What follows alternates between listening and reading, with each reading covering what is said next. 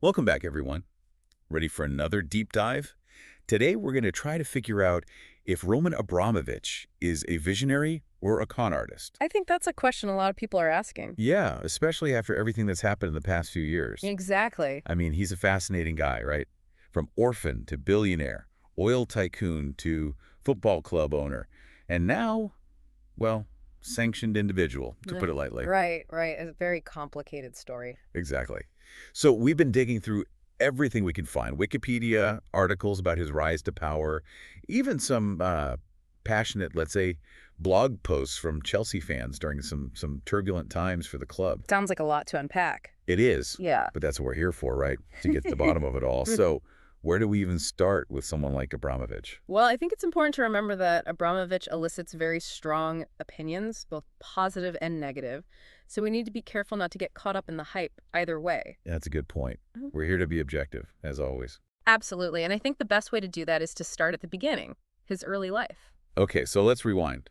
Born in 1966, orphaned at a young age, raised by relatives.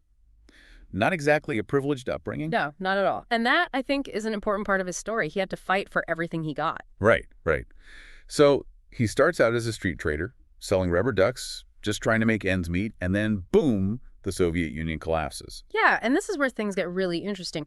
Russia in the 1990s was, well, chaos. Privatization was happening at a rapid pace. State-owned companies were being sold off, often for a fraction of their real value. So basically a golden opportunity for someone with, shall we say, an entrepreneurial spirit. Exactly. And Abramovich saw that opportunity. He partnered up with Boris Berezovsky, a powerful oligarch with close ties to then-President Boris Yeltsin. So it's not just about business smarts, it's about who you know. Right. Connections were everything in those days, and that connection with Berezovsky proved to be crucial for Abramovich.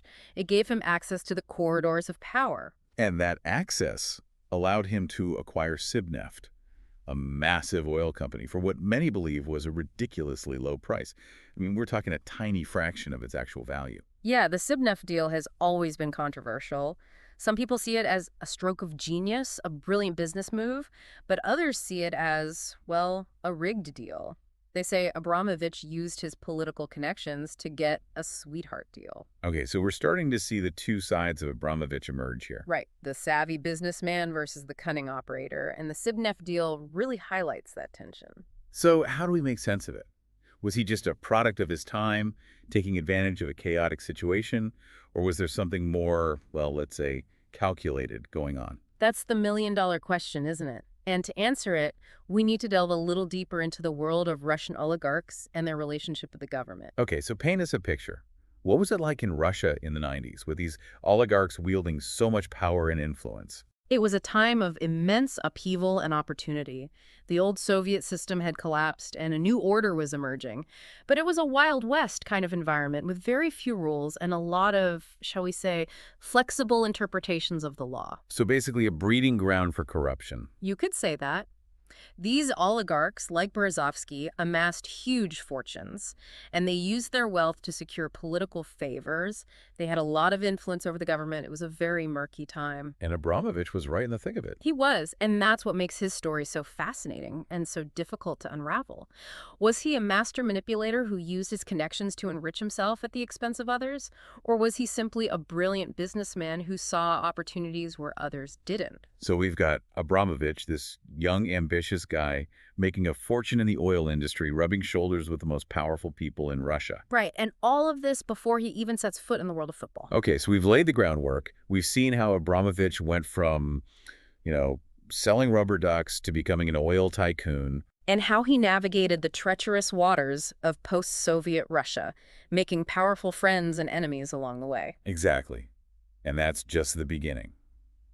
Now we need to talk about what happens when he decides to buy Chelsea Football Club. Because that's when things really take off. It's a whole new ballgame, literally. So Abramovich buys Chelsea in 2003. I mean, what did that even look like back then? Yeah, Chelsea was a decent team. Some history, sure. But they were far from the European giants they are today. No Champions League trophies. I think their last league title was some 50 years before that. Right. And then Abramovich comes in and changes everything. Yeah, it was a complete whirlwind for the fans, I imagine. I mean, suddenly there's this billionaire owner pouring money into the club, Buying all the best players. bringing in these world-class managers like Jose Mourinho. Yeah, Mourinho, the special one. Exactly. And the results, well, they speak for themselves. Back-to-back Premier League titles in 2005 and 2006. Champions League glory not too long after that. So is this where the whole visionary argument starts to take shape? I mean, you could argue that he brought this winning mentality to Chelsea. Transform them into a global force in football. But it wasn't all sunshine and roses, was it? No, definitely not. Abramovich had a bit of a reputation, let's say. For being a bit too hands-on. Yeah, I mean, how many managers did he go through in his time at Chelsea? Oh, it was a revolving door. Mourinho, Ancelotti, Scolari, Hiddink, even back to Mourinho for a second stint. It's kind of crazy when you think about it. I mean, some of those managers won trophies for the club, and they still got sacked. Yeah, it's definitely a unique management style, let's say. So was it just impatience? Was he so obsessed with winning that he couldn't handle any setbacks? Maybe. Or maybe he just had a very specific vision for the club, and he wasn't afraid to make tough decisions to achieve it. You know, I was looking through some old blog posts from Chelsea fans during that time. Oh, yeah, what were they saying? It's really interesting. There's this real mix of emotions. You've got some fans who absolutely adore Abramovich. They see him as a savior, the guy who brought them all this success. Right, the Roman Empire. Exactly. But then you've got others who are a bit more critical.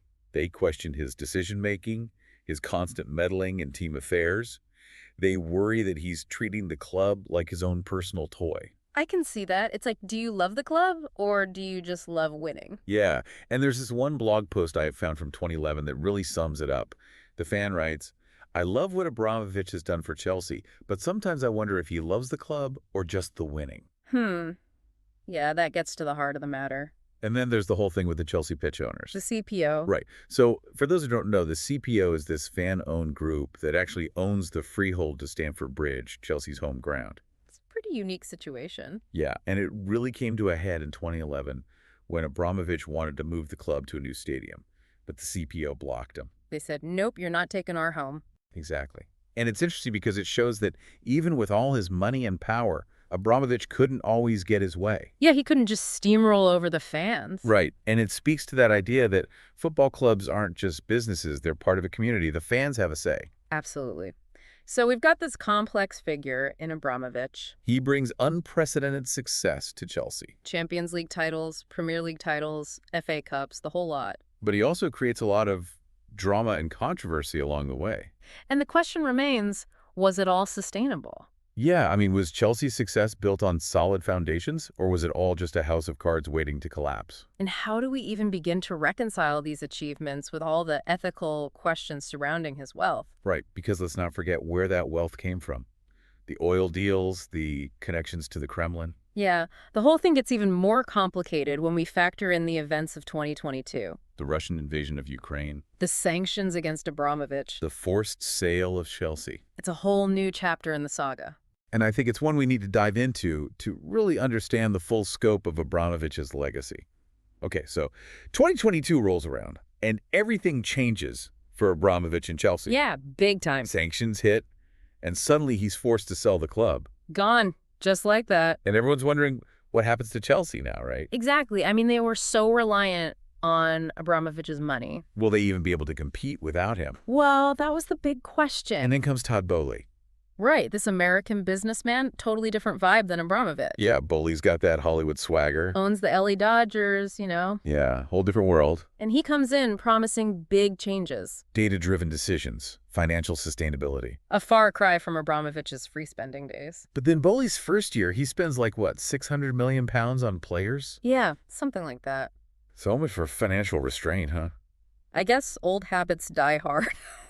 But it did seem like Boehly was doing things differently. Yeah, he seemed to be focusing on young talent. Building for the future, not just the present. Exactly. A more long-term vision, maybe.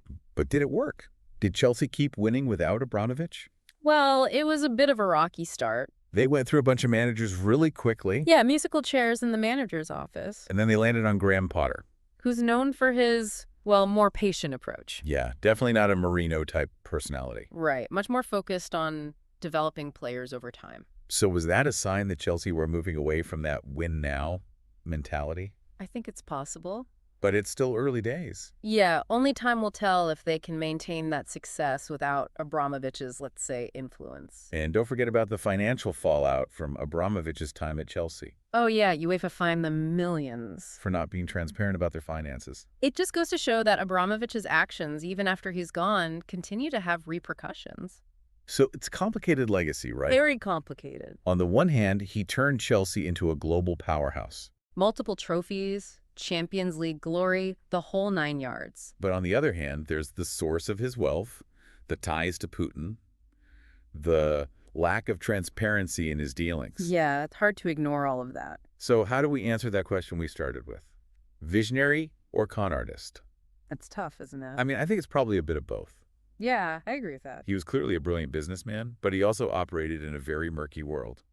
And benefited from a system that was rife with corruption. So maybe the real lesson here is that it's not always black and white. Right, sometimes it's shades of gray. And I think that's something important for all of us to keep in mind. Especially when we're talking about people like Abramovich, who operate in these gray areas of immense wealth and influence. We need to be critical. Ask tough questions. Look beyond the surface. And understand the full context. Because the story is never as simple as it seems. That's for sure. So next time you see a billionaire owner splashing cash around in the world of football, remember Roman Abramovich? Remember that there's always more to the story than meets the eye. And remember to ask yourself, visionary or con artist? The answer might surprise you. Thanks for joining us on this deep dive. Always a pleasure. Until next time, keep digging, keep questioning, and keep those minds open.